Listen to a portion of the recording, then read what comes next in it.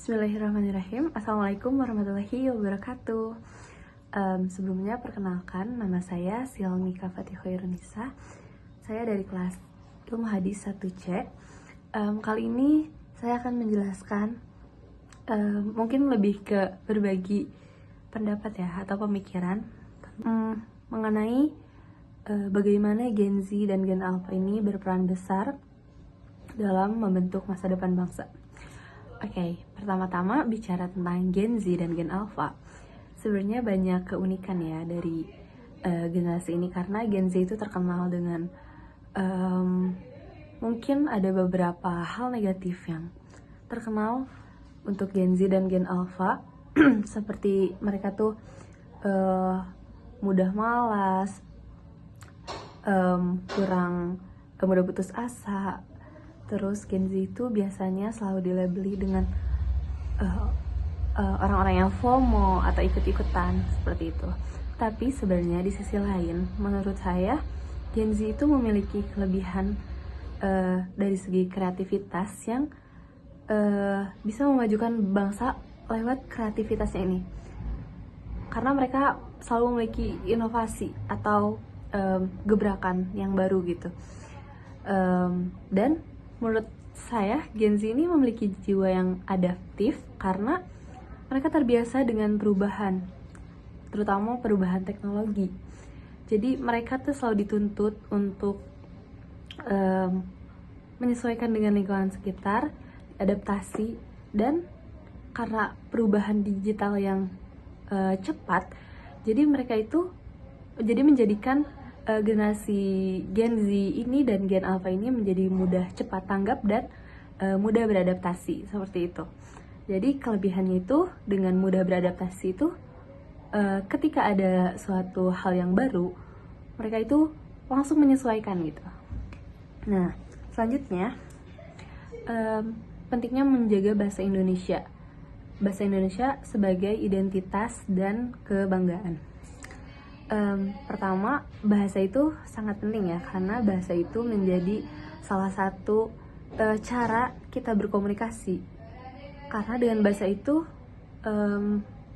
kita tuh dapat berkomunikasi dengan seseorang dengan menyampaikan pesan kita gitu.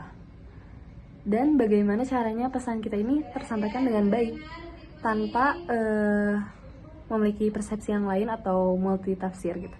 Jadi dengan bahasa ini kita dapat berkomunikasi dengan baik sehingga pesan kita tersampaikan dengan baik kepada si penerima pesan atau lawan bicara kita gitu. Makanya kita perlu menjaga bahasa Indonesia. Sangat penting. Apalagi bahasa Indonesia ini yang menjadi identitas atau kebanggaan. Seperti contohnya kayak gini. Misalnya saya pergi karena saya orang Bandung, saya itu misalnya pergi keluar Bandung, misalnya ke Jakarta. Lalu di Jakarta saya bertemu sesama orang Bandung gitu.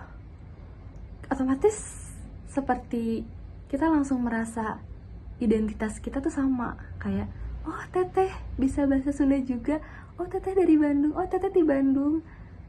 Kayak langsung gimana ya, langsung klop gitu loh. Nah, jadi dengan bahasa ini kita selain kita memiliki identitas, juga dengan bahasa ini kita menjadi merasa bangga gitu, kayak oh ini kita sedaerah nih gitu, kayak tadi contohnya yang tadi. Nah, setelah itu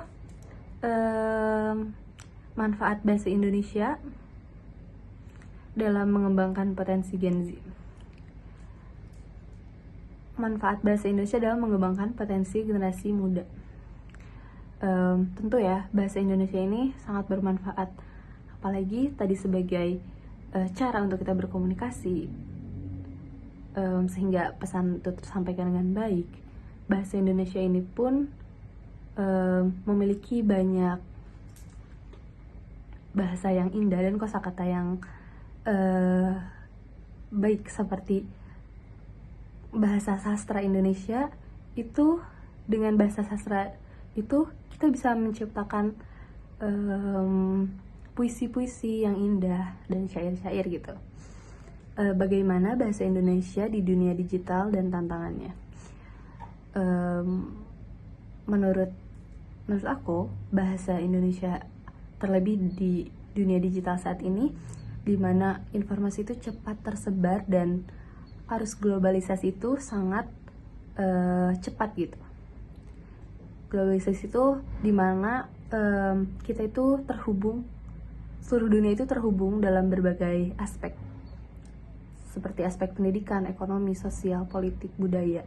Nah, tentu ini mempengaruhi terhadap bahasa Indonesia ya, sehingga banyak orang yang tidak menggunakan bahasa Indonesianya dengan baik dan benar. Seperti mungkin sekarang bahasa Indonesia sudah tercampur dengan bahasa Inggris atau slang-slang gitu, seperti bahasa singkatan-singkatan yang bisa merubah kaidah kebahasaan Indonesia yang baik dan benar. Dan menurut saya salah satu faktornya bisa jadi karena kita sebagai orang Indonesia itu yang mudah welcome terhadap suatu hal yang baru gitu. Kita terkenal dengan orang yang ramah dan mudah menerima hal yang baru gitu. Menjadi bumerang bagi kita sendiri, sehingga bahasa Indonesia ini menjadi tercampur gitu.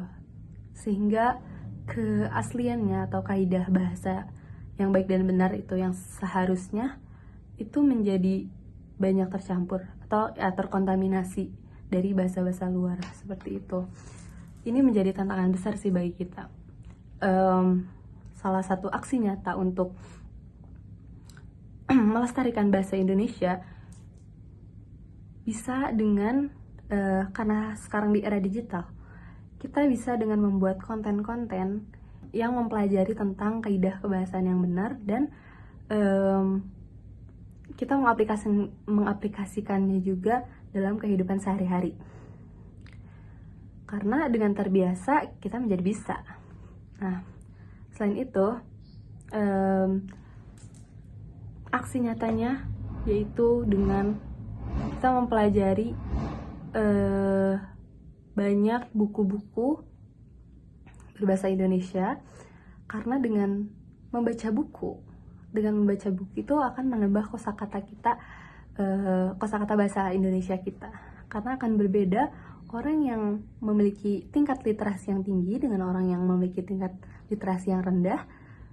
Akan berbeda kosakata yang dia miliki gitu.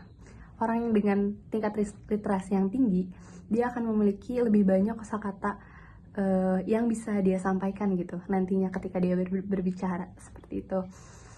Maka dari itu saya mengajak kalian semua untuk mulai memperbaiki bahasa Indonesia yang baik dan benar, sehingga bahasa Indonesia ini menjadi identitas bagi kita dan terjaga kaidah kebahasaan, dan kita dapat berkomunikasi dengan bahasa Indonesia sehingga kita berbicara dengan bahasa Indonesia yang baik dan benar dan mudah dipahami seperti itu. Mungkin sekian pandangan atau pendapat saya tentang Gen Z dan Gen Alpha dan tentang berbahasa Indonesia. Sekian dari saya. Wassalamualaikum warahmatullahi wabarakatuh. Audio Jungle.